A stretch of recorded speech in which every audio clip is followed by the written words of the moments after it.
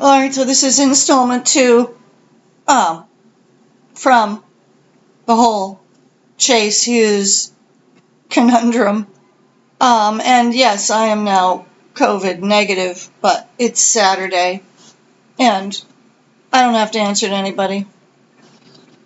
And it's important for me to face, accept, and resign to the blessing inherent in not having to answer to anybody, instead of bemoaning it or allowing it to consume me with negative energy. And just in case you're wondering, yes, I'm making these videos for myself primarily. My belief is that there'll be something of value that you might find if you watch all the way to the end. But in my case, I've decided that any videos I make are only of value if you watch them all the way to the end, because I often don't even reach my point until I get close to the end. So the first installment on this track reached the point of both presenting and validating or citing the importance of discernment. And I think I said, if you have discernment, you should hold on to it because it's precious, and because if you lose it, you don't have anything, and then people can hurt you.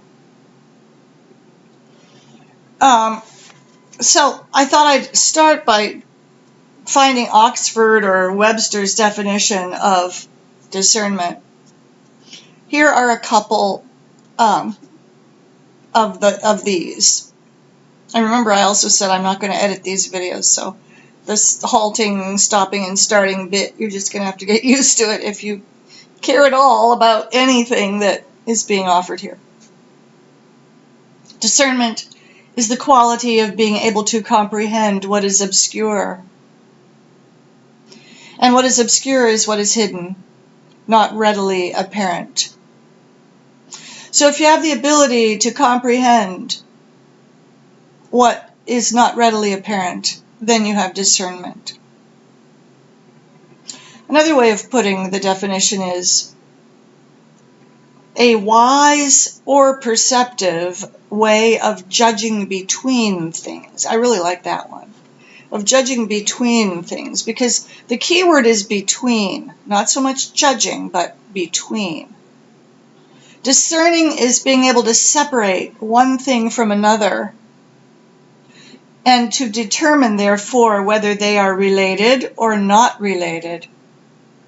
And if related, if there's a cause and effect relationship, or if there is no such relationship. And those are important points. Because I think so much of the time when we ruminate or obsess or even just contemplate, we erroneously conflate two things as if they're somehow related. As if somehow, moreover, one is the cause or the effect of the other. And discernment gives us the ability to separate them completely from one another and recognize when they are or are not connected at all. Now, all of this sounds frightfully abstract, so I'm going to try to get a little more concrete in my hope to elucidate this. If you love someone, or adore someone, or are fixated on someone, or find in someone else qualities that draw you to that person, even to the point of obsession, sometimes we call that love. Adoration, worship, fixation, obsession. And in my mind, I think all of those are kind of a sequential, or can be. A mild curiosity can ultimately lead to an obsession, which is then unhealthy, as we all know. But discernment. We have to be able to take apart all of these feelings that we're having and compartmentalize them to such a degree that we can detach ourselves from them, and then perhaps not attribute to the object of our affection qualities that we would otherwise think they possess when they may not possess them at all. Like when you love someone who's a real creep, or who is a real jerk, or is just an asshole, or is somebody who isn't worthy of the time of day that you're giving to them by the standards of conventional judgment. Judging between things. Not passing judgment, not condemnation, not that kind of judging, but discernment is a type of judging.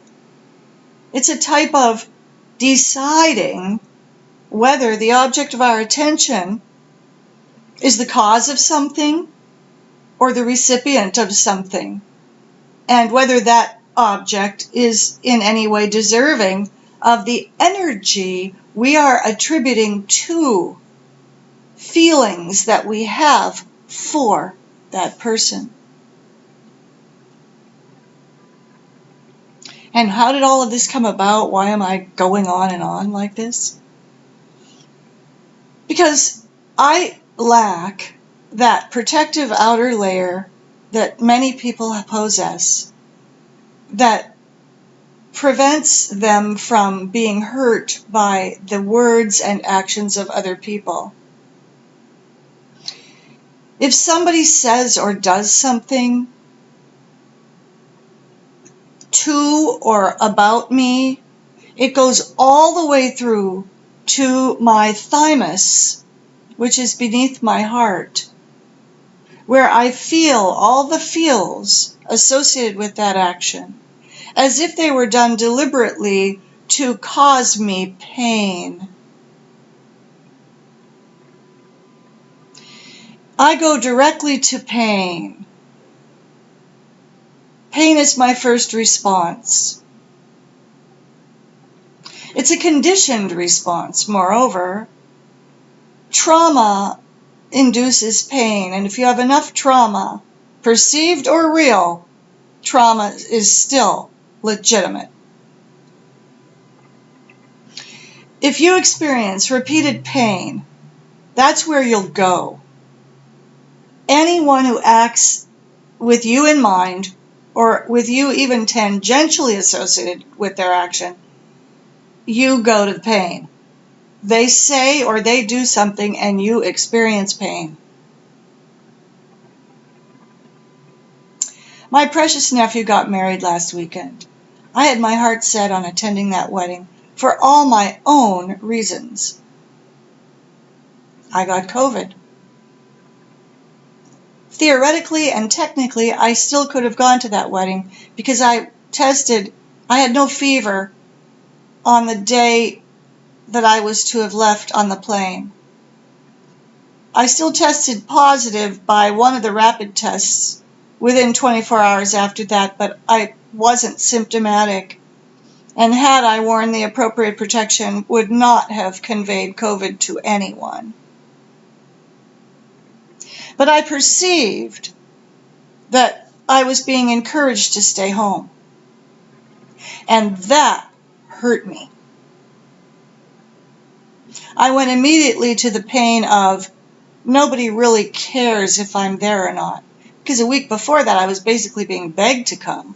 And of course I reiterated, you don't have to beg me, I'm going to be there. I wouldn't miss this for the world. Pain. Were they the cause of my pain? Are they responsible for the pain I was feeling? Probably not. My brother really does care about me, and I know this, my little brother that is, because he ultimately reaches out to me. ultimately my little brother will reach out to me. And that is how I know that there is a connection there. It's fledgling, it's hanging by a thread most of the time, but it's still there. Because we grew up sleeping in the same room, talking in the dark at night with each other like two sisters would, before I reached puberty, and then we had our own rooms. We were that close growing up. Nobody can break a bond like that, not even a spouse. Deliberate silence for that moment.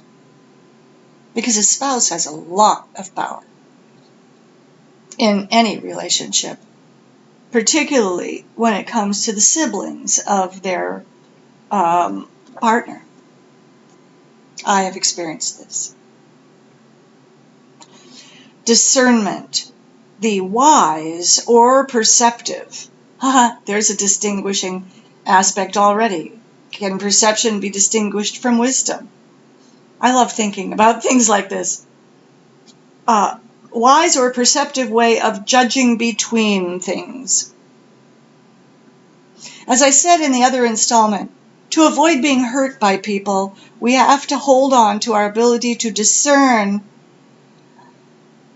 what the real motivations are for actions which cause us pain, or from whose action we experience pain. It's easy to attribute the cause of our pain to the behavior of other people, as if somehow it is all deliberate.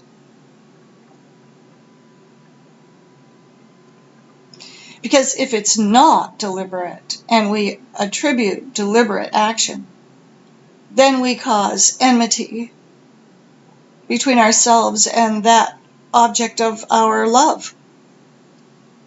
We're blaming the other person for feelings we are having because of a conditioned response due to repeated trauma. Families are largely dysfunctional anymore. Even the families that appear to be functional often are profoundly dysfunctional and able to keep up appearances with such precision that the outside world observes them as the finally last of the truly functional families, whereas they might not be at all. And those who are raised within systems that are built around what we call public testimony. The word testimony is a loaded term because it implies implicitly an outward manifestation of an inner motivation. But testimony can sometimes be reduced simply to a rehearsed and conditioned response triggered by a belief that you gotta keep up appearances for the sake of the system of faith into which you've committed yourself. We're heading up on 14 minutes here. Have you stayed with me this long? Discernment will save you from being really cut by pain. Even if initially you feel some pain, get a hold of your discerning ability. Distinguish between the things, the actions and the words that are coming at you from other people. And like the Buddhists might say, detach yourself from all of it. Separate yourself from the pain. My stomach is gurgling. We choose those we wish to love, and if none of them can love us in return, it's because they don't have the capacity. Some people don't have the capacity to love. They're so caught up in trying to eke out sanity in their own lives.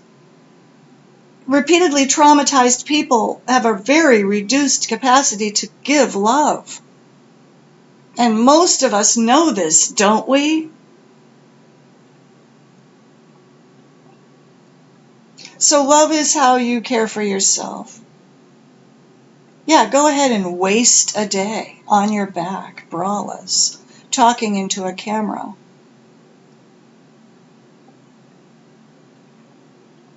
Call it waste. It's not.